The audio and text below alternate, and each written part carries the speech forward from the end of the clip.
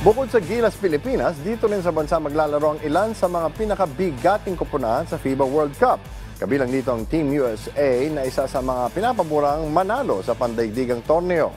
Para kay samahang basketball ng Pilipinas, President Al Panlilio, isang malaking karangalan na dito sa bansa maglalaro ang mga kampyon ng FIBA America.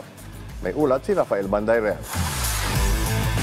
Bagamat hindi makapaglalaro para sa Team USA ngayong taon ang mga pinakabigating pangalan sa NBA tulad nina LeBron James, Stephen Curry at Kevin Durant, sila pa rin ang isa sa mga pinakakinatatakutang koponan sa darating na FIBA World Cup.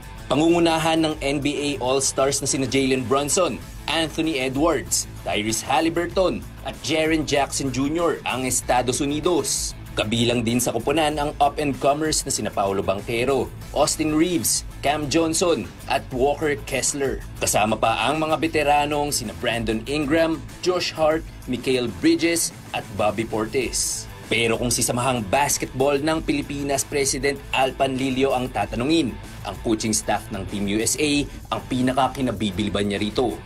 Initially, we wanted a Tier 1 team, no? But when you look at the lineup, it's a pretty formidable team. I mean, I don't know whether you've been seeing their last few games. I just saw the highlights with Slovenia, the highlights with Spain.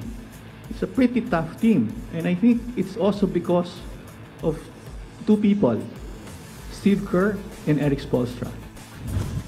Hirit pa ni Panlilio, walang duda na malayo ang mararating ng mga Amerikano sa naturang torneo. So they're not maybe your veteran superstars, but these are upcoming, highly contracted NBA players, high quality players. And with the coaching of Steve and Erik Spoelstra, the USA team is a team to beat. Magsisimula ang kampanya ng Team USA kontra New Zealand sa Sabado, August 26. Susunod naman nilang makakatapat ang Greece sa Lunes, August 28. Nasusundan ng kanilang laro kontra Jordan sa Miyerkules, August 30. Idaraos ang lahat ng laro ng Team USA sa group stage ng torneo sa Mall of Asia Arena sa lungsod ng Pasay. Rafael Bandayrel, PTV Sports.